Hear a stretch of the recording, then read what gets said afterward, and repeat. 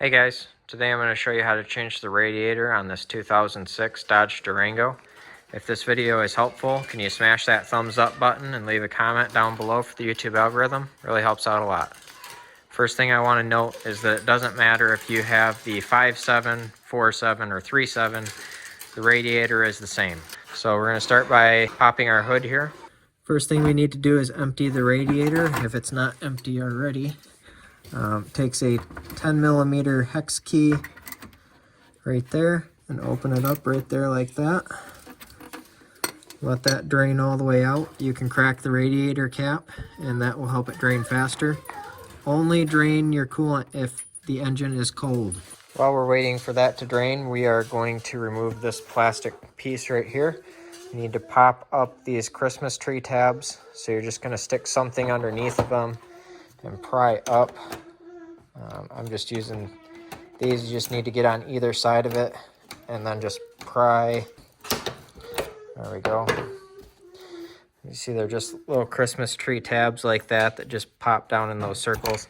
So you need to pop out that one, that one, that one, that one, that one, that one. And you just pull this out, set it off to the side. Now we're just going to pull this hose right here off and pull it out. Set that off to the side. Now remove these 3 bolts right here. Those bolts are 13 millimeter.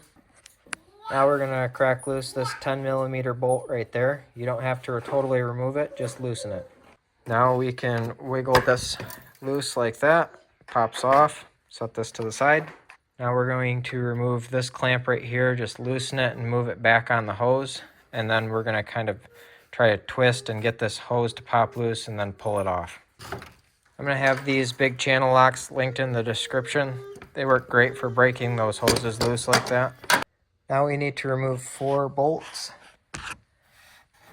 They're 13 millimeter, one right there, one right there. And I already removed that one and that one right there. Remove this 13 millimeter bolt right there. Now we're going to use our channel locks again. Take this clamp back here, break this hose loose and pull it off. Even if your drain plug isn't dripping anymore, you will probably still lose a little bit of coolant out here, so it's a good idea to have a bucket ready. Now we're going to remove 4 bolts. This one, this one, this one, and this one. They're 10 millimeter. Last bolt to take out is this 13 millimeter right here. Now we're going to pop this off, and the shroud is somewhat free.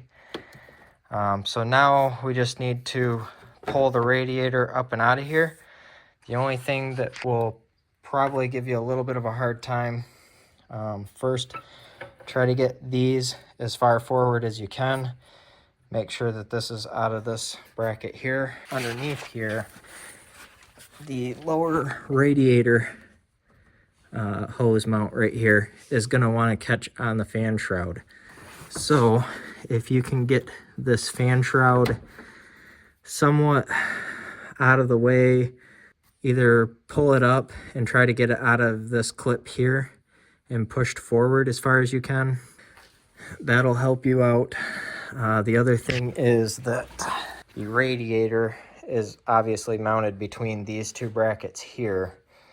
So if you can kind of slide those apart a little bit, it helps it slide out a little bit and gets the fan shroud can be pulled out of this tab here, and that also helps it slide back farther. So you can see here I've got this fan shroud pushed forward here. All I did was just pull this tab over so that this came out and then pulled it up and it popped out of the bottom clips there, and I could shove it back here onto the fan. And now you can see I've got lots of room there to pull this thing right up and out. There we go, we have the radiator out. At this point, you just put your new one back in and reassemble in reverse order. I will have some Amazon affiliate links in the description below where you can get a new radiator, those big channel locks, coolant, some other things you might need.